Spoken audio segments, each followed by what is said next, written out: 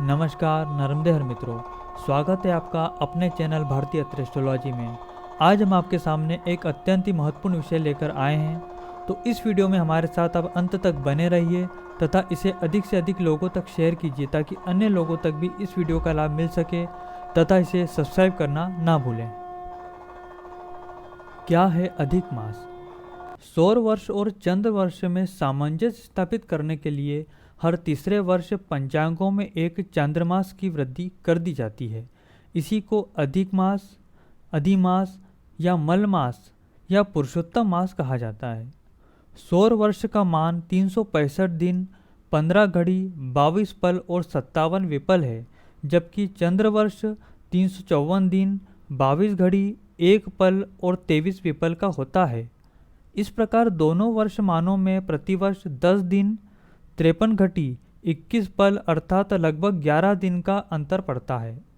इस अंतर में समानता लाने के लिए चंद्र वर्ष 12 मासों के स्थान पर 13 मास का हो जाता है। वास्तव में यह स्थिति स्वयं ही उत्पन्न हो जाती है। यस्मिन् मासेन संक्रांति संक्रांतिद्वयमेव वा मलमास स विज्ञेयो मासे त्रिशंत में भवेत्, अर्थात जिस चंद्रमास में सूर्य की संक्रांति नहीं होती है वह मास अधिमास कहलाता है। दूसरे शब्द में यदि चंद्रमास के दोनों ही पक्षों में सूर्य किसी भी राशि में प्रवेश नहीं करता यानी संक्रमण नहीं करता है, तब वह संक्रमण रहित मास वर्ष की मास गणना में अधिक हो जाता है। लोक भाषा में इसे अधिमास, अधिक मास, मलमास या पुरुषोत्तम मास कहा जाता है। 9 संवत्सर 2077 में इस बार 3 साल बाद एक माह अधिक मास का भी होगा। इसे पुरुषोत्तम मास भी कहा जाता है। संवत्सर के अनुसार इसमें 12 की बजाय 13 महीने होंगे। यह संयोग हर 3 साल में एक बार बनता है। विक्रम संवत्सर 2077 की शुरुआत 25 मार्च से हो चुकी है।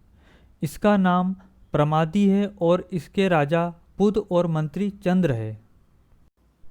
वहीं इस साल में अश्विन मास के 2 महीने होंगे।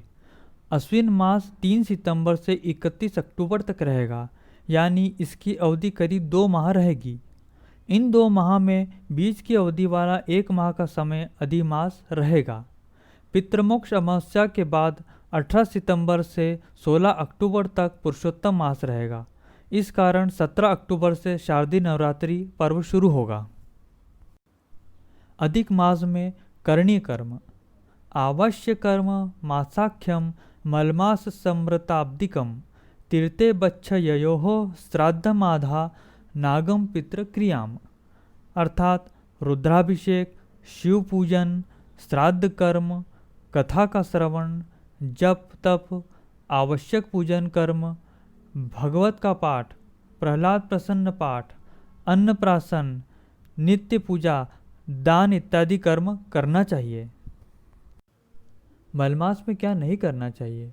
अज्ञाध्येयम प्रतिष्ठा च यज्ञोदान व्रतानि च वेद व्रत व्रचोत्सर्ग चूड़ाकारण मेखला गमने देव तीर्थनाम विवाहम विषेचनम यानम च ग्रहकर्मणि मलमासे विवर्जते, अर्थात नववधु प्रवेश, नवग्रह प्रवेश, भूमि पूजन, यज्ञोपवीत संस्कार, मुंडन संस्कार, भूमि को खरीदना, उधार देना, उधार लेना, विवाह संस्कार करना, नए ग्रह का निर्माण करना, नए वस्त्र धारण करना, कोई नव व्रत, काम्य व्रत का उठाना, गौदान, उपनयन संस्कार इत्यादि मलमास में वर्जित बताए गए हैं। माना जाता है कि अतिरिक्त होने के कारण यह मास मलिन होता है। मलिन मानने के कारण ही इस मास का नाम मलमास पड़ गया है। पुरुषोत्तम मास नाम क्यों? अधिक मास के अधिपति स्वामी भगवान विष्णु माने जाते हैं। पुरुषोत्तम भगवान विष्णु का ही एक नाम है, इसलिए अधिक मास को पुरुषोत्तम मास के नाम से भी पुकारा जाता है। ऐसा माना जाता है कि अधिक मास में किए गए धार्मिक कार्यों का किसी भी अन्य माह में किए गए पूजा पाठ से 10 गुना अधिक फल मिलता है। यही वजह है कि श्रद्धालु जन अपनी पूरी श्रद्धा और भक्ति के साथ इस माह में भगवान को प्रसन्न कर अपना इहलोक तथा परलोक सुधारने में जुट जाते हैं। हिंदू धर्म के अनुसार प्रत्येक जीव पंच महाभूतों से मिलकर बना है। इन पंच महाभूतों में जल, अग्नि, आकाश, वायु और पृथ्वी सम्मिलित है। अपनी प्रकृति के अनुरूप ही ये पांचों तत्व प्रत्येक जीव की प्रति न्यूनाधिक रूप से सुनिश्चित करते हैं। अधिक मास में समस्त धार्मिक कृत्यों, चिंतन, मनन, ध्यान, योग आदि के माध्यम से साधक अपने शरीर में समाहित इन पांचों तत्वों में संतुलन स्थापित करने का प्रयास करता है। ऐसा माना जाता है कि इस दौरान किए गए प्रयासों से समस्त कुंडली दोषों का भी निराकरण हो जाता है। पौराणिक सिद्धांतों के अनुसार इस माह के दौरान यज्ञ हवन के अलावा श्रीमद् देवी भागवत, श्री भागवत पुराण, श्री विष्णु पुराण, भविष्योत्तर पुराण आदि का श्रवण, पठन, मनन विशेष रूप से फलदायी होता है। अधिक मास के अधिष्ठाता भगवान विष्णु हैं, इसलिए इस पूरे समय में विष्णु मंत्रों का जप विशेष लाभकारी होता है।